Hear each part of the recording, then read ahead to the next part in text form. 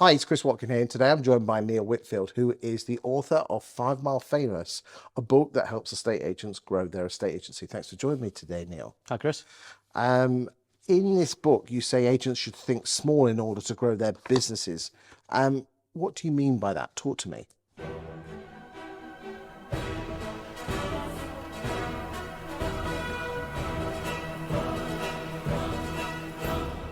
Well, I think one of the key mistakes that a lot of agents make is thinking that they've got to cast the net very widely, market to the entire town or even further afield.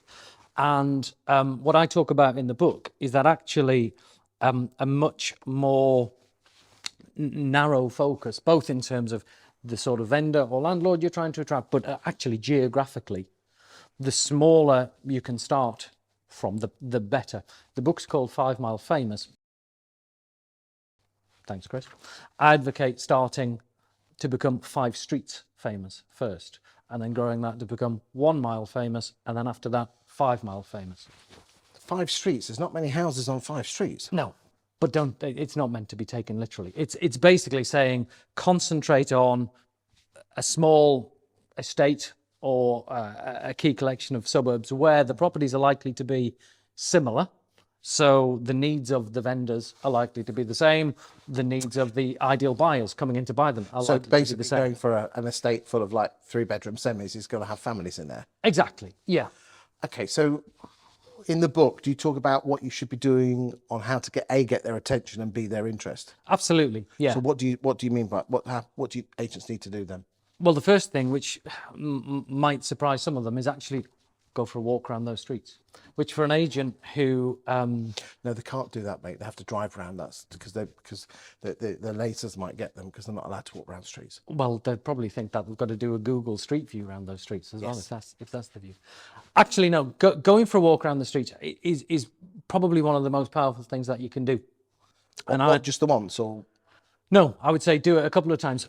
Do it during the day, but given what I talk about is actually finding out who you could potentially build relationships with in that, let's call it an estate.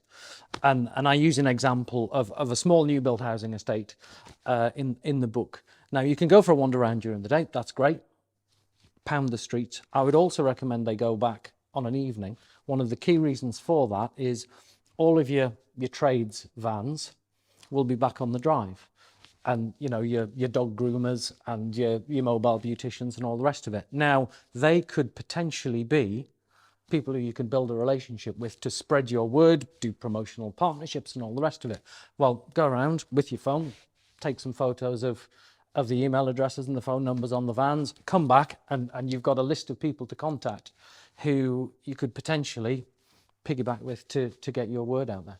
Okay, what else should agents be doing in their small housing estate?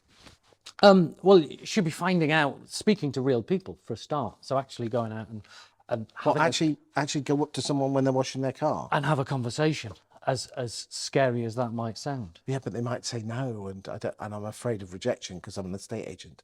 Well, there's a great book that I'm reading at the moment called Rejection Proof, which is exactly the sort of thing that I like. It's a guy who set himself a challenge to get over 100 days get rejected.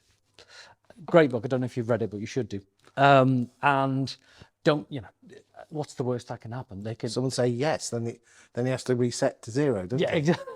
But in your example, what's the worst that can happen? Well, they'll squirt you with a hose and you go off. But have conversations, find out about what's going on in the street. Not there to say, I'm an estate agent, are you selling your house?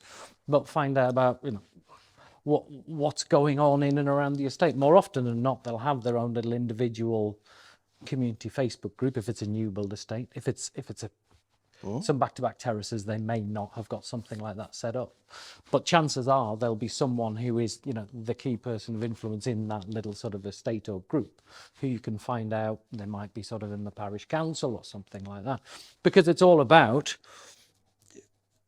getting yourself into that group.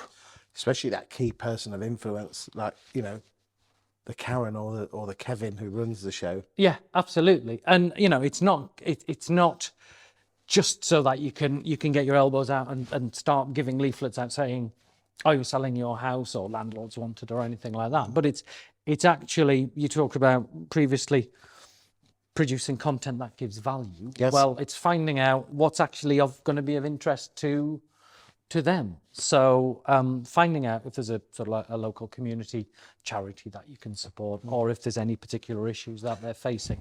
And it's not going there with your estate agent's hat on, but it's going there as an actual interested human. If you look at the Americans, they would actually employ the equivalent would be a fish and chip van and come round and free chips to anyone who lives on the housing estate. Yeah, absolutely. And you know, and as they queue up, you get talking to these people who live on the housing estate with a card saying, yeah. But I mean, now two cheese pie? Well, I think it works. There was something I saw on Negotiator or Property Industry Eye a couple of weeks ago. An agent who'd organised yard sales just in his local town and was doing really, really well with that. But I mean, going back to the fish and chip van, you'll know of the street food vendors who go around. Well, I'm sure you could partner Or a up with nice them. cream van. Yeah, absolutely. So you know, you could partner up with them, do something with them.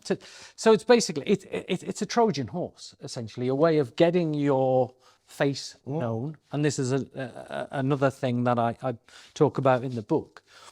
That really a faceless blah-de-blah estates marketing message just won't resonate. It needs to be an actual human.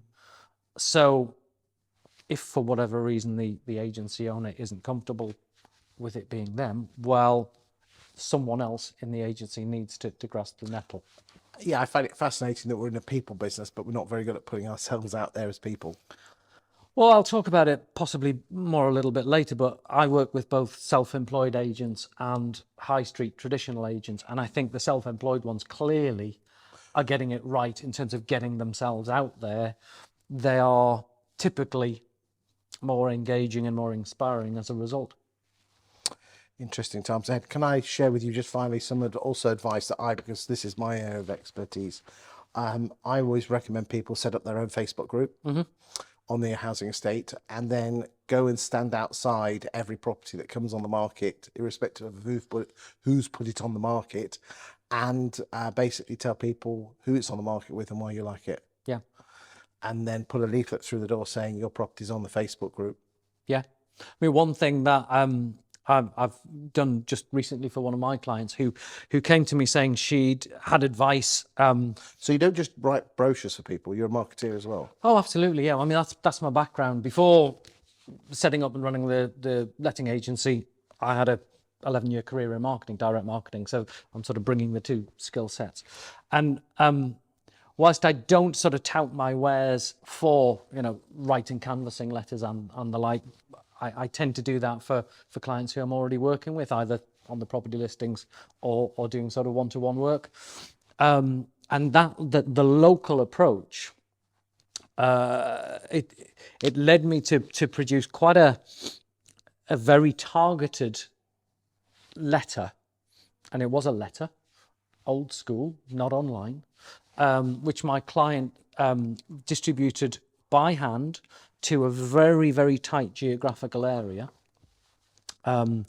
She both lived in that area, but also realised that she clearly had a relationship with the people in that area, very much resonated, was a local girl.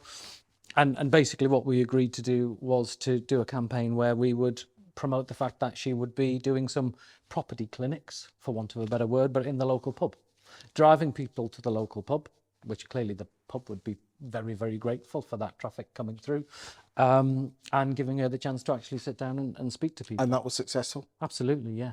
And she continues to do that, yeah. Beer and houses, what more could you want? Thank you for that wonderful insight, Neil. It's been exceptional. Thank you. Cheers.